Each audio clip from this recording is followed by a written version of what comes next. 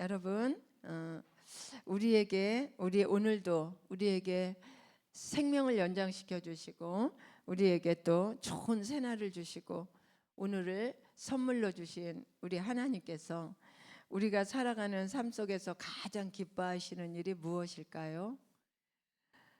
네, 하나님께서 우리에게 가장 기뻐하시는 것은 지상 명령 성취입니다. 선교하는 것입니다. 전도하는 것입니다. 너희는 가서 땅끝까지 이르러 내 증인이 되어라. 그리하면 내가 세상 끝날까지 너와 함께 있으리라. 주님의 유언입니다. 땅끝까지 끝날까지 복음 전하는 것이 하나님이 제일 기뻐하시는 것이고 우리가 가장 복된 삶을 사는 것임을 믿으시길 바랍니다. 그렇다면 여러분, 이 땅에서 누구보다도 탁월한 선교 사역을 감당한 사람이 누굴까요? 바울이죠. 네, 바울입니다. 바울은 이방인의 사도예요. 바울을 통해서 이방인이었던 우리에게도 복음이 전해지고 우리가 구원을 받게 된 것입니다.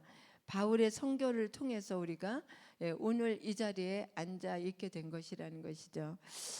오늘은 그 바울의 선교 여행에 대해서 함께 잠깐 살펴보려고 하는데, 그 바울의 선교 여행을 모델로 오늘 말씀이 잘 나타내고 있어요. 하나님이 제일 좋아하시고 기뻐하시는 게 선교인데, 그렇다면 어떻게 선교를 해야 될까? 가는 것만이 선교가 아니겠죠, 그죠? 네, 가는 선교, 또 보내는 선교, 가는 선교사, 보내는 선교사, 또 배우는 선교사, 여러 모양으로 우리는 선교를 잘해야 되는데, 성경에서 가장 아름다운 선교를 했던 교회가 바로 안디옥 교회입니다. 오늘 우리 교회가 정말 안디옥 교회가 됐으면 좋겠다 하는 간절한 소원을 가지고 오늘 여러분과 안디옥 교회 말씀을 좀 나눠야 되겠다. 그렇다면 이 안디옥 교회는 어떻게 이렇게 세상에서 가장 선교를 잘했던 그 선교의 모델이 되었을까? 우리가 그걸 한번 생각해 봐야 돼요. 처음부터 안디옥 교회가 정말 이 세계 최초의 선교 센터가 된 것은 아니죠. 오늘 말씀에 다시 한번 읽겠습니다. 15장 35절 시작. 바울과 바나바는 안디옥에서 유하며 수다한 다른 사람들과 함께 주의 말씀을 가르치며 전파하니라. 네, 바울과 바나바가 최초의 선교사입니다. 최초의 선교사, 이 두 사람이 기독교 역사상 최초의 안디옥에서 선교를 하게 된 거예요. 세상에서 가장 모델이 될 수 있는 선교지, 선교센터가 안디옥 교회라고 말씀을 드렸습니다. 사도행전 11장 19절에 보면은 이 안디옥 교회가 어떻게 세워졌는지, 세상에서 최초의 선교센터가 되었는지 사도행전 11장 19절에 나와 있습니다. 제가 읽겠습니다.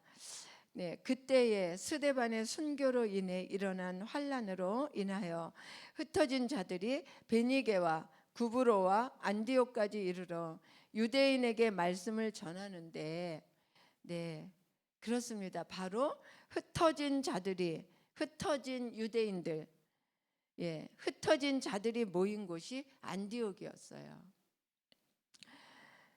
그런데 여러분, 왜 이들이 흩어졌느냐? 스데반이 순교하는 일이 일어났잖아요. 환란이 일어났어요. 그래서 다 도망을 간 겁니다. 도망을 가느라고 흩어진 거예요, 이 성도들이.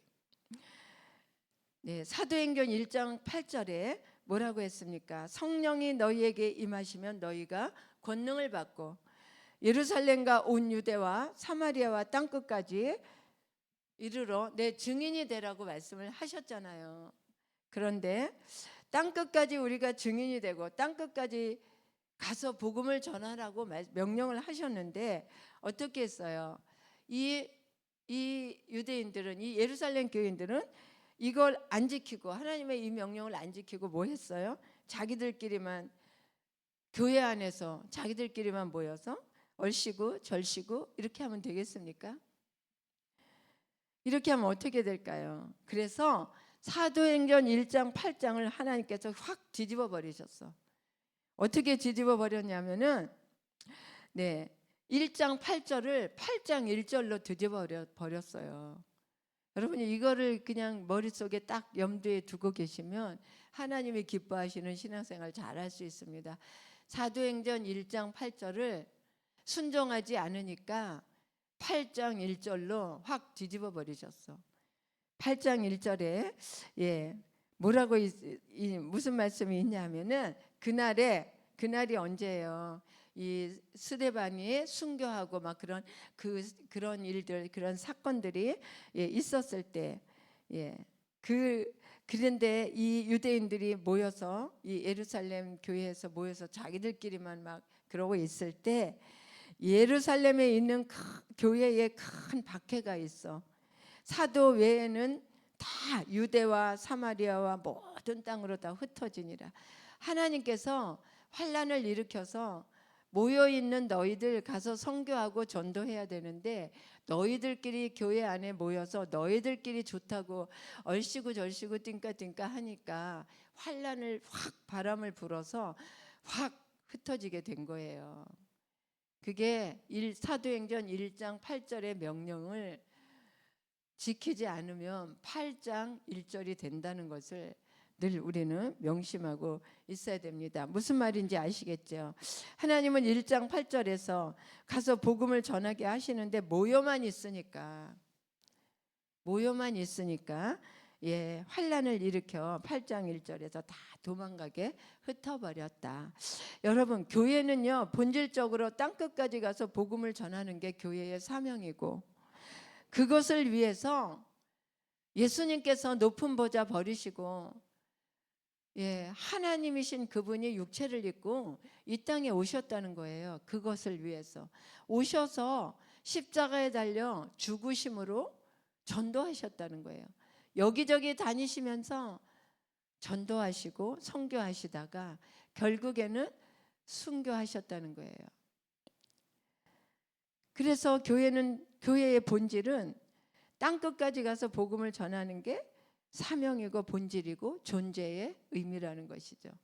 우리가 구원받은 그 사명이 구원받은 자로서 해야 될 사명이 우리의 존재의 의미가 그렇다는 거예요. 예루살렘과 유다와 땅끝까지 가라고 명령했는데 안 가고 모여 있으면 하나님이 1장 8절을 거꾸로 8장 1절에 큰 환란이 나서 큰 시험이 들어서 어쩔 수 없이 모여 있지 못하고 어쩔 수 없이 도망을 가는 것처럼 확 뒤집어 버리신다는 거예요. 큰 환란이 나서 하나님이 확 불어버리시고 흩어버리시니까 어쩔 수 없이 이 흩어진 자들이 지금 이렇게 안디옥까지 도망와서 안디옥까지 와서 여기에다 뭐 했어요? 여기 와서 복음을 전하고 안디옥 교회를 세운 거예요. 지금 하나님께서는 이 말씀을 하고 있는 거예요. 그래서 우리는 여러분 미리미리 자수해서 광명 찾는다고 하나님이 불어버리기 전에 순종하고 나가는 것이 자원하는 심령이고 하나님 말씀에 눈치가 빠른 거예요. 우리가 눈치가 빨라야 되잖아요. 사람과 사람끼리 말할 때도 눈치가 빠른 자, 그리고 빨리빨리 눈치채고 빨리빨리 실행에 옮기는 자는 사람의 마음을 시원케 하고 있잖아요. 그런데 눈치가 없이 막 계속 눈치 못 채고 말을 해도 미련을 떠는 사람들 얼마나 답답합니까?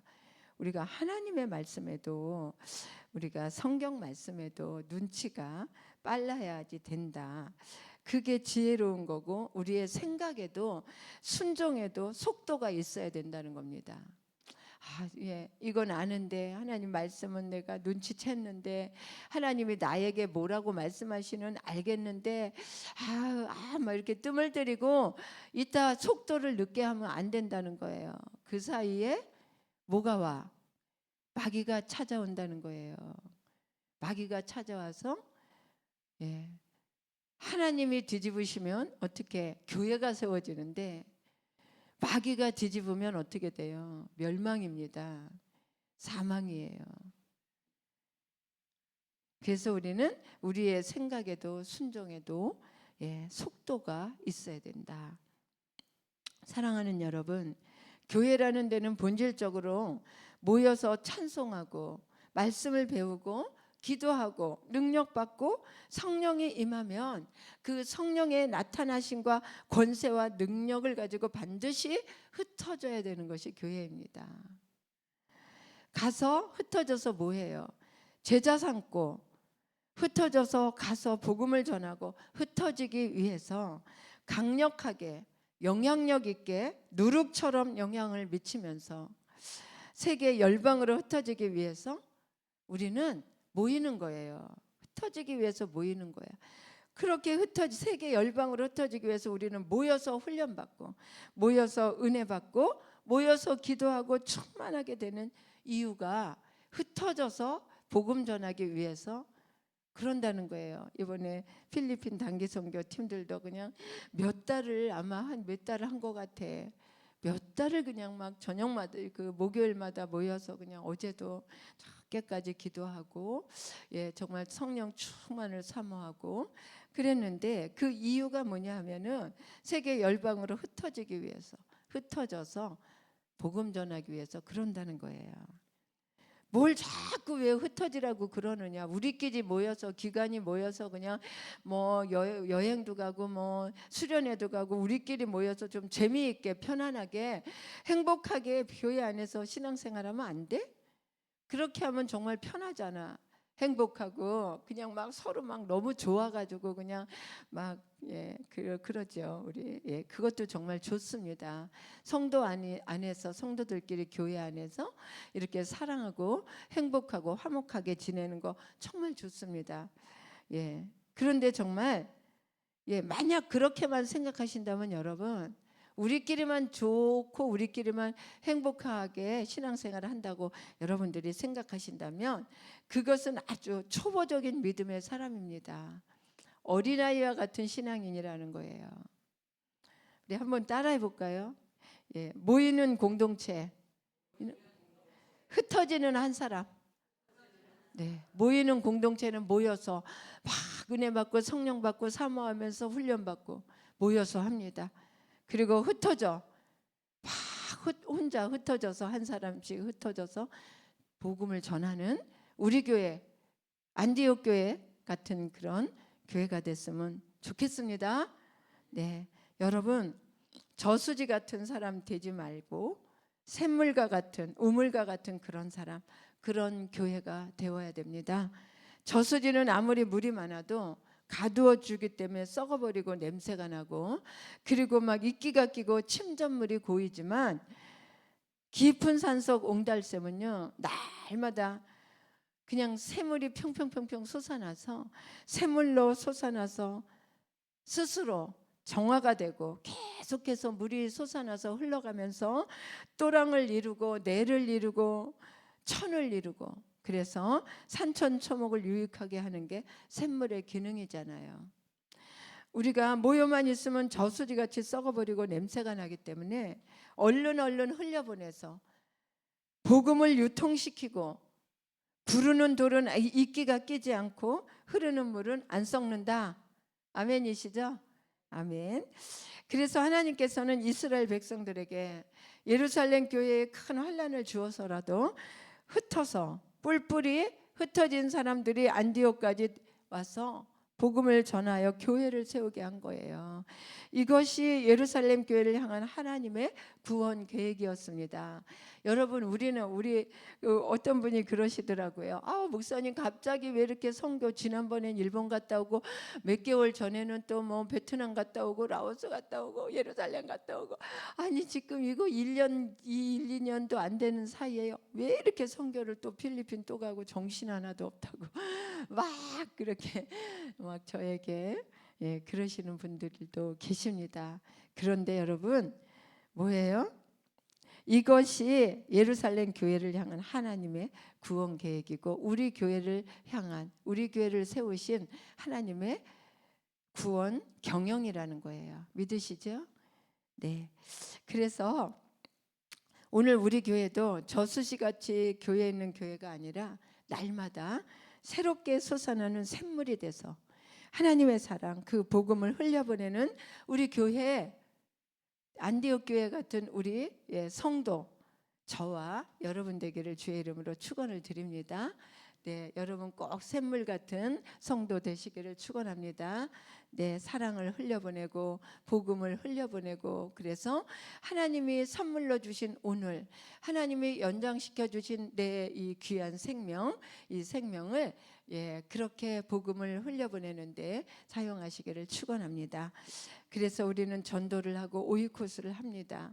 특별히 아까도 말씀드렸지만 여러분, 내일 떠나는 이번 주일 떠나는 필리핀 단기 선교를 위해서 많은 기도 그리고 후원도 해 주십시오. 보내는 선교사가 되어 주십시오. 네, 가는 분만 선교사가 아닙니다. 이곳에서 기도로 후원하는 기도 선교사, 물질로 후원하는 또 보내는 선교사들, 이 모두 다 하나가 되어서 우리는 선교를 하는 거예요. 보내는 선교사가 없다면 어떻게 가는 선교사가 있겠습니까? 기도로 많은 물질로도 후원해 주시기를 부탁을 드립니다. 우리에게도 그 언젠가 복음을 전하며 나를 위해 눈물로 기도해 준 전도자가 있었기에 오늘 저와 여러분이 구원받은 이 복된 자리에 앉아 있는 것입니다. 아멘이시죠? 네. 마태복음 28장 19절 20절 너희는 가서 모든 족속으로 제자를 삼아 아버지와 아들과 성령의 이름으로 세례를 베풀고 내가 너희에게 분부한 모든 것을 가르쳐 지키게 하라. 볼지어다 내가 세상 끝날까지 너희와 함께 있으리라. 전능하신 그분, 나를 창조하신 창조주, 그 주님이 세상 끝날까지 나와 함께 하신대요. 여러분, 세상 끝날까지 주님이 함께 하시는 삶이 바로 어떤 삶이냐? 전도하는 삶, 선교하는 삶입니다. 이 삶이 가장 복된 삶이고 주님이 함께 하시는 삶임을 믿으시기를 축원합니다. 우리 모두는 가는 선교사, 보내는 선교사로 하나님의 복음을 흘려보내는 샘물이 되시기를, 그런 샘물 같은 사람이 되시기를 축원합니다. 오늘 묵상할 말씀은 내가 복음을 전해야 될 사람은 누구인가? 물론 선교도 가지만 또 내 지인 중에, 가족 중 내가 급히 정말 꼭 복음을 전해야지 된 사람이 누구인가 한번 생각해 보세요. 그리고 내가 그분에게 아까 말했죠, 생각에도 순종에도 속도가 필요하다.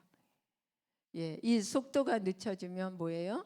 하나님이 그 사람을 구원하기 위해서 어떻게 환난을 보내서 확 흩어버린다.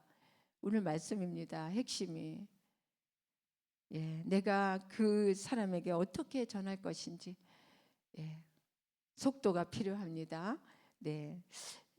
묵상하면서 그분을 위해서 또 기도하는 귀한 묵상의 시간 되기를 축원합니다. 기도하겠습니다. 살아계신 아버지 하나님,